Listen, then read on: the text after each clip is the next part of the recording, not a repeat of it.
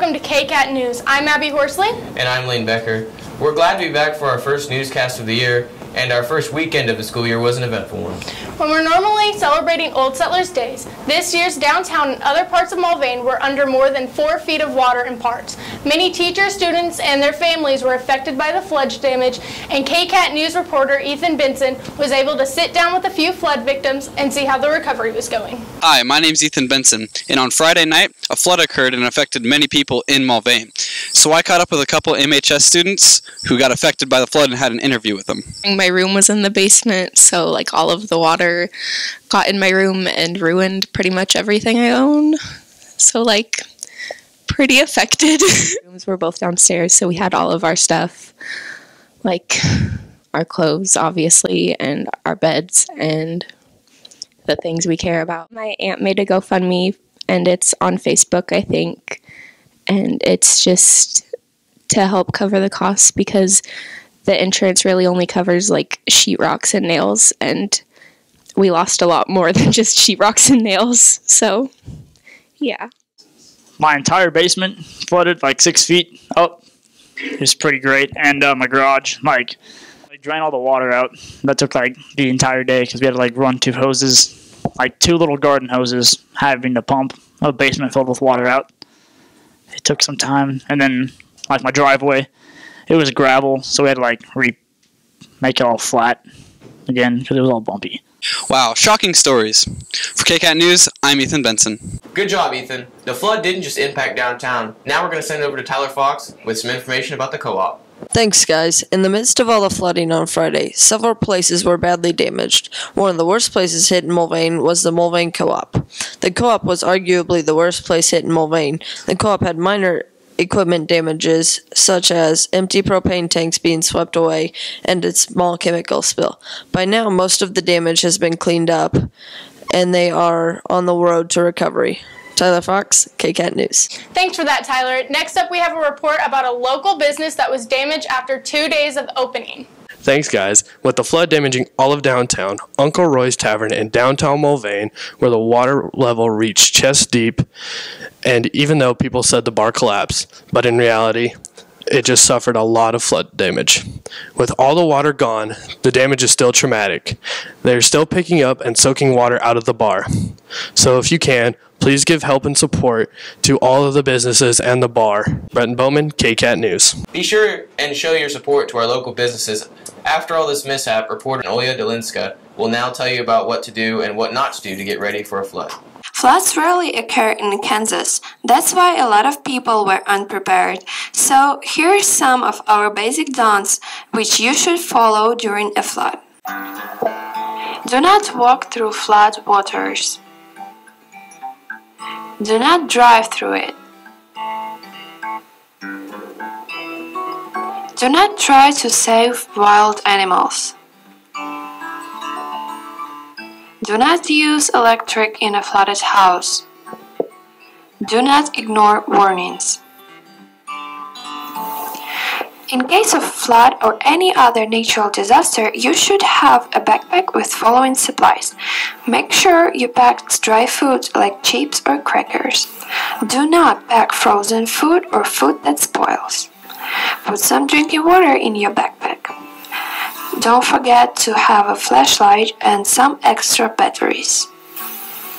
Put a first aid box. Get some cash and don't forget important documents, like we did. Grab a radio.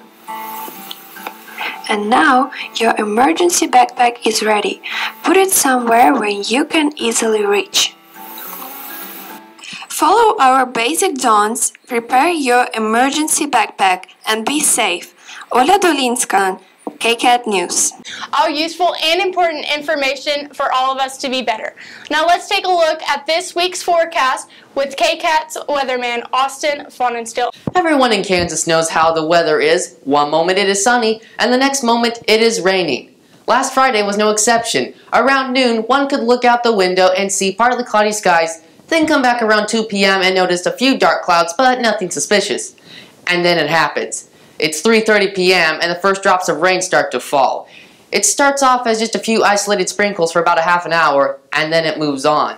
You think it is over until around 6 p.m. when a second batch of very heavy thunderstorms moves into the Mulvane area. As the thunderstorms try to move out of Mulvane, storms keep developing back to the south and west of Mulvane, so essentially causing the storm to stall for about 2.5 hours until the rain eventually moved out by 9 p.m.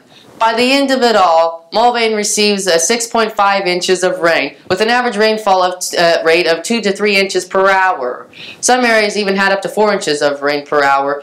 Some unofficial reports of personal rain gauges had 10 plus inches and overflowing. According to the National Weather Service office in Wichita, this was the 4th wettest August with 8.12 inches, the 3rd wettest summer 20.62 inches, and the 2nd wettest year to date with 36.18 inches. Whenever bad weather arrives, there are many different types of warnings for all forms of weather, but these warnings mean nothing unless you know what they all mean. In its simplest form, a watch means conditions are favorable for bad weather to develop, and a warning means the bad weather is happening. When it comes to floods, there are 2 different types of floods. A flood warning, meaning there is usually widespread flooding throughout the entire warned area and usually lasts up to several days. A flash flood warning means you have to be extra careful because the floods will form very fast and in very localized areas. One area might be fine while the next area is very slick. Some roads might look fine but turn out to be deeper than you think. It only takes 6 inches of fast-moving water to knock people off their feet and about 18 inches to move your car.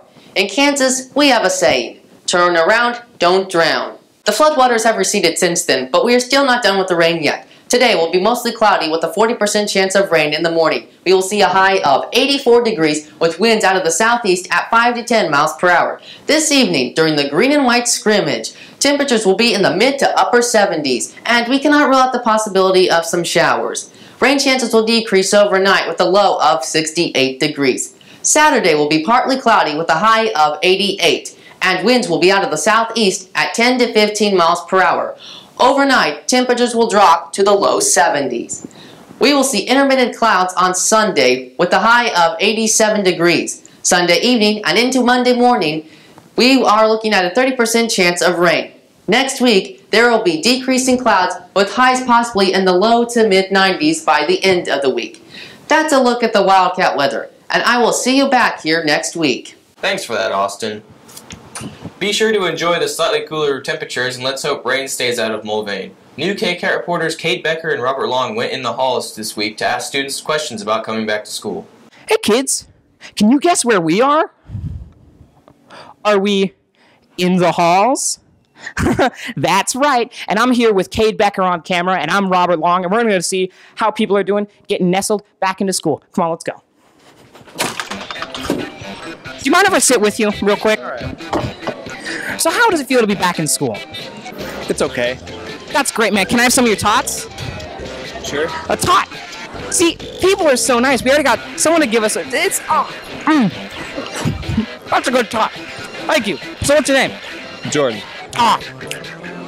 That's a nice name. That's a nice name. You're a nice kid. What grade you in? 10th. Can I have a sip of your apple juice? Just one little sip? Just one little sip?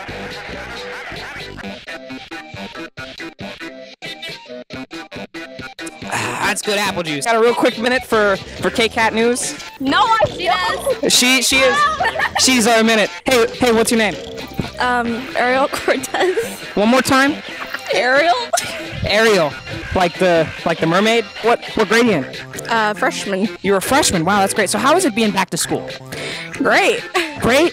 Really? What do you dislike about school the most? What just really grinds your gears? Homework.